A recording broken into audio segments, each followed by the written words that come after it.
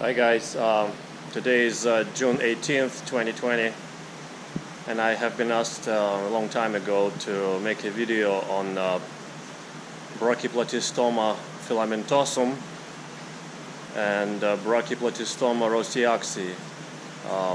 These catfish from Amazon are better known by their common name piraiba catfish and dorado catfish.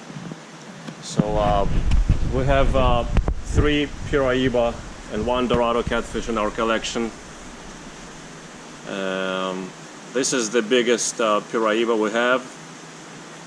It came in 4 years ago in 2016 from Wesley Wong of Rare Fish, California. It's in the back right now, it's coming up. It came at about 1.5 feet length, as I said, 4 years ago. Today it's about 4 feet. The growth on this fish has been pretty steady as long as it is comfortable and has a big enough tank. The problem with this piraiba is from Suriname. The other 2 piraibas we have are from Peru. And the difference with the Suriname, I've noticed, is that this is a very timid fish. It's very predatory. I mean, if it can fit a fish or a tank mate in its mouth, chances are it will eat it sooner or later.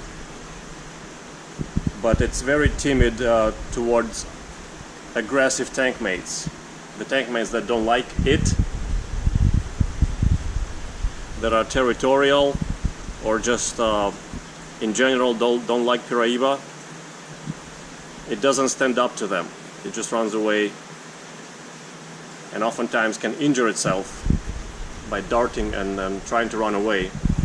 In this tank, the biggest problem I have with the piraiba is the Indian shovelnose, Dorado right here. That's following the piraiba. This is it's about probably 3 foot fish right now. I'd say also about 5 years old. It's also known by the name Indian shovelnose. This pirata genus is known by that name. You see how it gives piraiba a chase once in a while. And the piraiba never answers. It just runs away, even though it's much bigger and stronger. See, it's biting it right now, a little bit. Nothing significant, I mean, no big damage, just a little abrasion here and there. Very superficial, no blood drawn, no fins torn, usually. But as I said, this piraiba, Suriname, piraiba and piraiba in general are rather timid fish. So if you want to raise one to a big size and house them successfully and healthy and comfortable, you have to choose its tank mates, if any, carefully. The other problem are the Jaw catfish, the alpha Jaw and the beta Jaw. But these guys are indiscriminate. I mean, they once in a while they're moody and they would bite any tank mate. Red-tailed catfish, Maroon shark, the hybrid, the tiger shovelnose red-tail hybrid. Yet the Indian shovelnose, it specifically dislikes the piraiba and chases it around. Anyhow, as I said, this piraiba, Suriname piraiba, growth has been steady. It spent about a year in a 240 gallon where it reached about 2 feet in size. The tank was too small for it, so it didn't feed as much, didn't move so much, and was a bit skittish. Much more so than, say, false piraiba, which is Brachyplatystoma capapredum. It ate about 5 pounds of herring yesterday, so its tummy is pretty round. What else can I tell about it?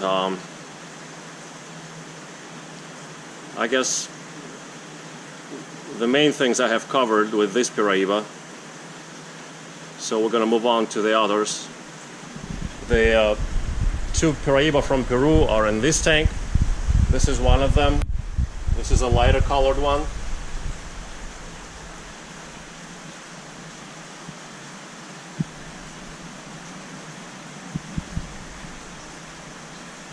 And there is a darker colored one in there as well.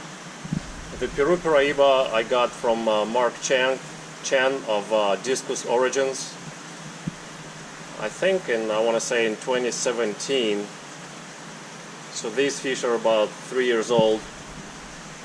Yeah, the darker one is a bit in the back. When it comes by the window, I'll point it out to you better. And these behave a bit differently. They're a little bit more assertive. This is a light one. Especially the darker one is more assertive. The light one is a bit more skittish. But at the feeding time, they're more assertive as opposed to the Suriname that I was showing you just now.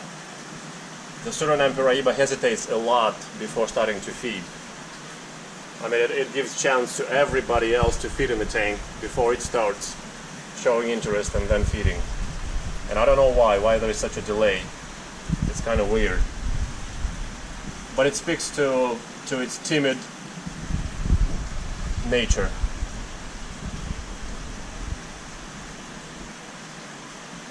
These guys are more aggressive feeders, especially the darker one, the bigger one.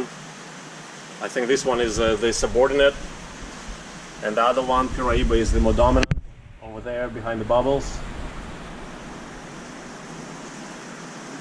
They're both about 2 feet, and their growth kind of screeched to a complete stop at 2 feet. They've been 2 feet for probably about 1.5 years. Not growing much past that, and many keepers appear to report the same problem with the Peru piraiba, taking forever to even reach 3 feet. While, as I told you about Suriname, I had no problem with the fish growing past 3 feet, and now it is 4 feet and keeps growing.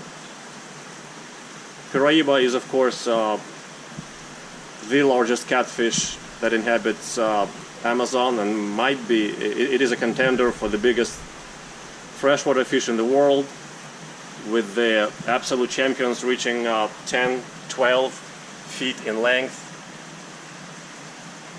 But the fisherman photos usually show 6 to 8 foot piraibas that people go to Amazon or to South America to catch. Both kinds of my piraibas don't discriminate. This is a darker one, between pellets and fish. Usually they take both with same gusto. But the big one, the Suriname, started favoring heavily fish lately. But I wonder if, I think if I stopped offering fish, it would go back to pellets, no problem. So they train quite fine, no tricks needed, no live feeders needed for them at all. And I always advise people from feeding live feeders.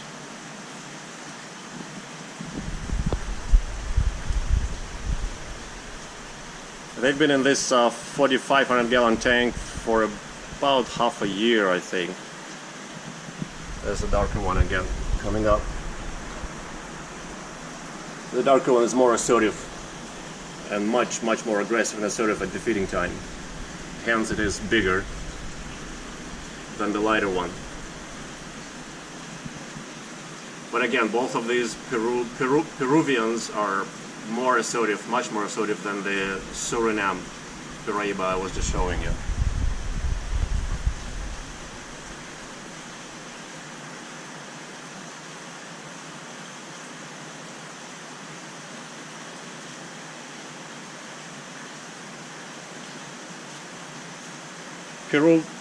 Peruvian piraiba retain the spotting a little bit longer. Suriname has lost all the spots by the time it reached 2 feet. As you can see, Peruvians still have some spotting left here and there. Not much, but it's still there. So you can tell them apart by that trait.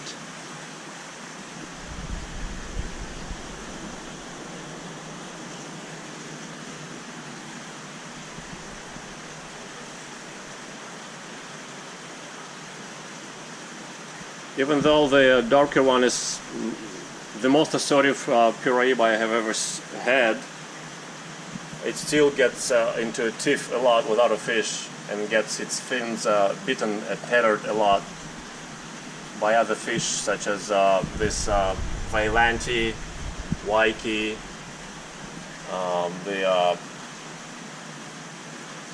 probably the vulture catfish. I don't know who else. Recently the Leiarius pictus, the sailfin marbled pim catfish, had been pretty aggressive too, but right now is the breeding season and everybody gets aggressive around this time of year. Late spring, early summer. As you can see, arowanas are circling each other as well, which is a sign of the courtship and sizing up each other, posturing. So it is the breeding season right now.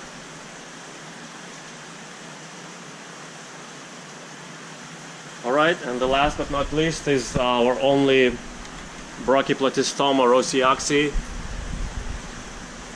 also known as dorado catfish. This is a contender and a rival of piraiba. It usually grows smaller though. I don't think they exceed 6 to 8 feet in length. Still a very formidable fish. It's got this awesome metallic sheen to it. I've tried many times with this fish, and the problem with this fish, they're very, very, very hard to house. And anybody who's considering getting the dorado catfish, Brachyplatystoma rousseauxii,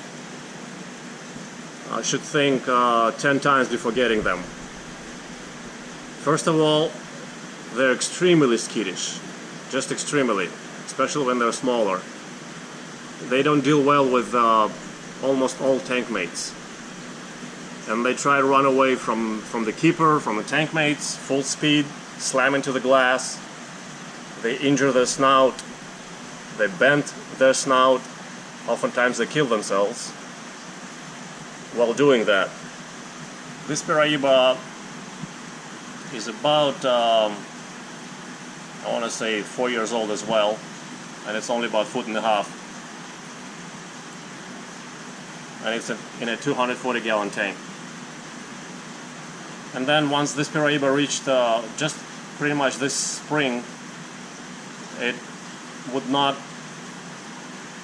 cruise the tank anymore as it used to, but it's been trying to swim through the glass, which is why you see that little blister it's got on the snout from rubbing it on the glass all the time. It still feeds very well, and it's has a very good appetite and overall health, but it needs a much bigger house at this point. And I'm building a few bigger tanks, and one of these would be for this fish. Again, it's got two things going against it. It's extremely skittish and prone to darting and hitting walls, very much prone to it. And second, it's a very strong swimmer, and it needs a lot of space. This fish is only 1.5 feet, and I cannot keep it in a 8 by 2 by 2 anymore, as you can see, because it's rubbing a sore on its snout. It wants to swim away, swim through, swim somewhere else. As far as feeding and acclimation and learning what to eat, it's an easy fish, just like piraiba. They take pellets, they take fillet fish, cut or whole, cut to appropriate sizes or whole, if they can swallow them. No problem, no need whatsoever for this fish, for any live feeders or anything like that. The fisherman photos that I see from South America usually feature like a 5-6 foot specimen. Those are the biggest I see that people, anglers, catch. But as I said, true piraiba grows to the absolute champions to 12 feet. The dorado catfish, again, I believe the biggest are about 8 feet, even if that.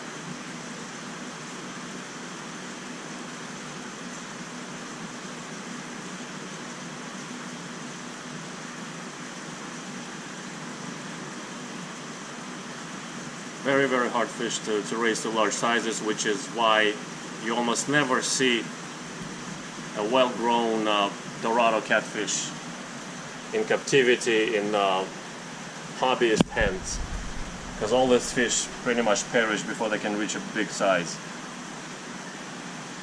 I have never run across anybody who owns a 2 foot or a 3 foot or a 4 foot dorado catfish. I've seen some photos from the highest level experts, but I don't know how long they had those fish.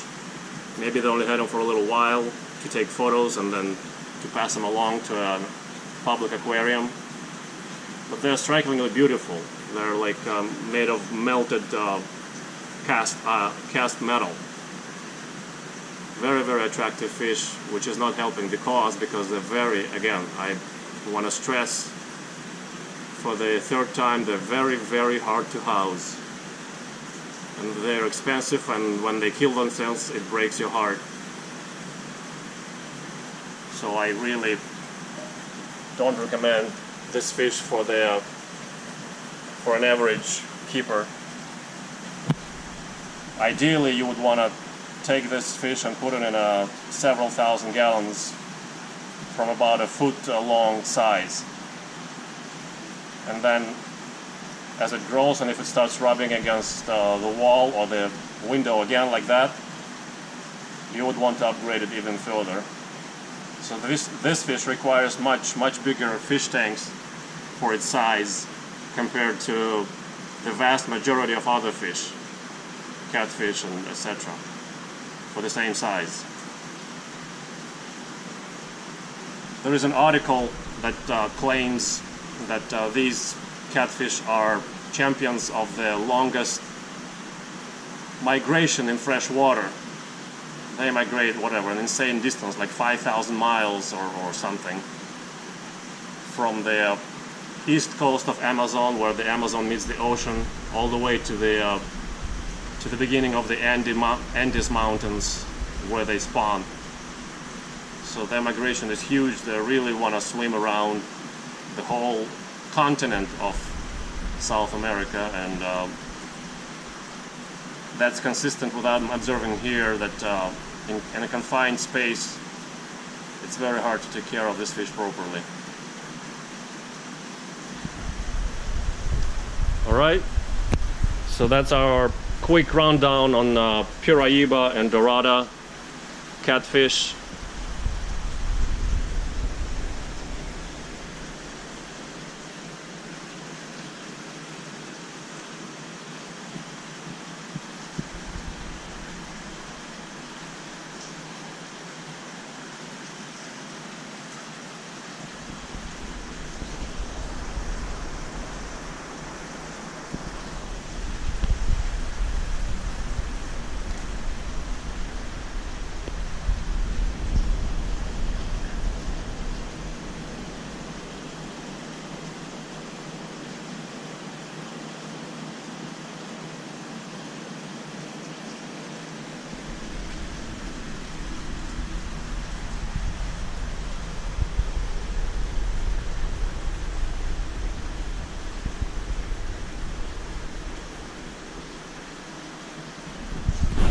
And I thank you for watching as usual.